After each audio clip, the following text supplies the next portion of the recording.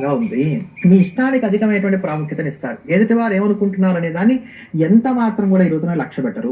ఈ రోజు మీరు ధరించకూడని రంగు బూడిద రంగు, పాటించవలసిన పరిహారం వెంకటేశ్వర కరావలంబ స్తోత్రాన్ని పాటించడం.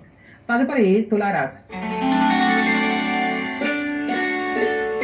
తులారాశిలో ఉన్నటువంటి స్త్రీ పురుషులకు ఈ రోజు ప్రతి అంశం కూడా ముందు నుయ్యి వెనకపోయి అన్నట్టుగా సాగుతూ ఉంటుంది. నా అనుకున్నటువంటి వారి నుంచే ఇబ్బందులు రావడానికి అవకాశాలు ఎక్కువగా గోచరిస్తున్నాయి. ఉపయోగం లేని వృధా ఖర్చులు కూడా తారసపడడానికి అవకాశాలు లేకపోలేదు. మానసికంగా, శారీరకంగా రెండు విధాలా కూడా ఈ రోజున ప్రశాంతత అనేది తక్కువగానే ఉంటుంది. ఈ రోజు మీరు ధరించకూడని రంగు పసుపు రంగు, పాటించవలసిన పరిహారం దక్షిణామూర్తి స్తోత్రాన్ని పాటించడం.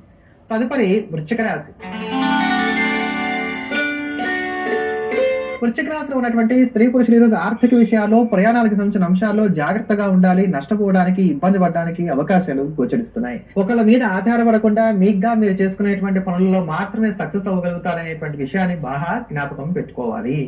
మొత్తం మీద రోజు కొంచెం చికాగ్గా సాగుతోంది. డిప్రెషన్ అనేటువంటి దాన్ని దరిచేరనివ్వకుండా తగు జాగ్రత్తలు పాటించుకోండి.